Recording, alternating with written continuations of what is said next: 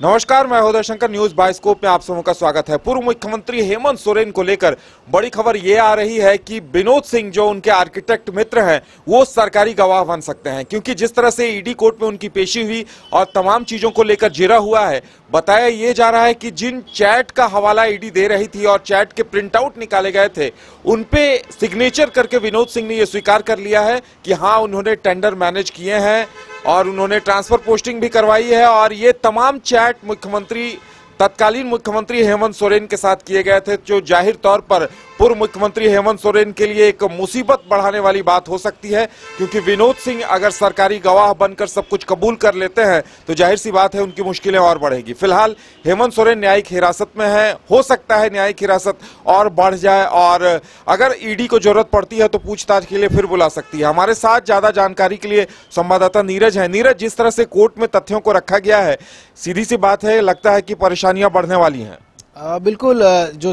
तथ्य सामने आ रहे हैं, विनोद सिंह जो कि उनके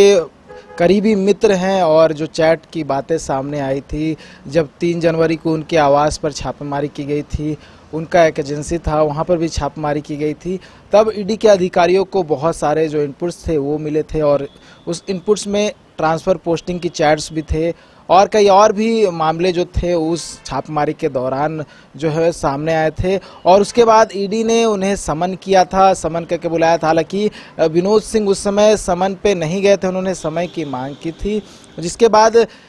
31 जनवरी को जो पूर्व मुख्यमंत्री थे हेमंत सोरेन, उनकी गिरफ्तारी हो जाती है और गिरफ्तारी के बाद फिर से समन भेजा था विनोद सिंह और विनोद सिंह से पूछताछ होती है। पूछताछ सिर्फ 1 दिन नहीं, 2 दिन नहीं, 3 दिन नहीं, बल्कि 4 से 5 बार जो है लगातार उनसे पूछताछ हुई है। पूछताछ जो हुई है वो चैटिंग से संबंधित है। पूछताछ जो है वो जो उनके जो ठिकानों पे छापेमारी की गई थी उससे संबंधित है। पूछताछ जो है जेएसएससी और जेपीएससी के एडमिट कार्ड जो उनके आवास से मिले थे उससे संबंधित है। और ये माना जा रहा है क्योंकि विनोद सिंह पर ईडी की ओर से अभी तक कोई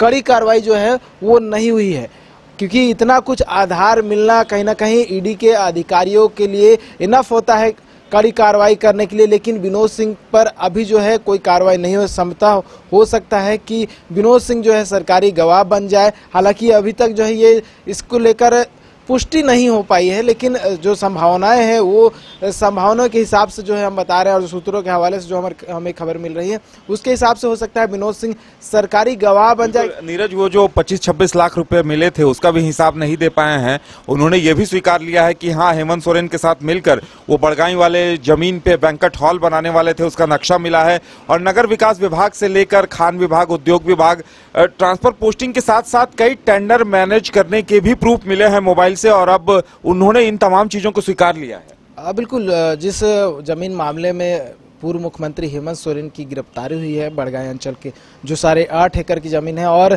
जो मामले सामने आए थे जिसमें ईडी के अधिकारियों ने स्वीकार किया था और ये कहा था कि हेमंत सोरेन की ओर से उस जमीन पर बैंक्वेट हॉल बनाने की योजना थी और वो बैंक्वेट हॉल कहीं ना कहीं विनोद सिंह ही बनाने वाले थे। उसका पूरा डिजाइन जो था वो विनोद सिंह जो थे वो तैयार करने वाले थे और कहीं ना कहीं वो पूरा मामला जो था ईडी के पास आ गया। उसकी जानकारी जो है ईडी को मिल चुकी है। बहुत सारे और मामले हैं जो कहीं ना कहीं हेमंत सोरेन से पूछताछ के दौरान जो है वो उजागर हुए हैं और बड़गाई के अंचल जो है भानु प्रताप प्रसाद, उनसे भी पूछताछ अभी भी चल रही है। और देखिए, एक तरफ जब कल हेमंत सोरेन की कोर्ट में पेशी हो रही थी, वहीं दूसरे ओर जो इनके मित्र विनोद सिंह, उनसे पूछताछ चल रही थी। तो समझ सकते हैं कि ये जो जमीन घोटाला वाला मामला है वो दायरा जो है कितना बड़ा है, क्योंकि ये मामला जो है 13 अप्रैल से शुरू हुआ था, 13 अप्रैल 2023 यानी कि पिछले वर्ष, और अब जो है फरवरी माह यानी कि 10 महीने का जो पूरा कार्यकाल है कह सकते हैं इस ईडी के जांच का, वो अभी भी चल रहा है और लग रहा है कि आगे जो जिस तरह से जांच की प्रक्रिया आगे बढ़ेगी और भानु प्रताप प्रसाद से पूछताछ होगी और जो ऐसे बेनिफिशियरीज हैं जो कहीं ना कहीं इस पूरे मामले में लाभ मिला है, उनको भानु प्रताप प्रसाद ने लाभ दिया है या फिर कोई और भी अधिकारी जो इस पूरे मामले से जुड़े हुए, उन तक भी ईडी के अधिकारी पहुंचने वाले हैं। और देखिए, विनोद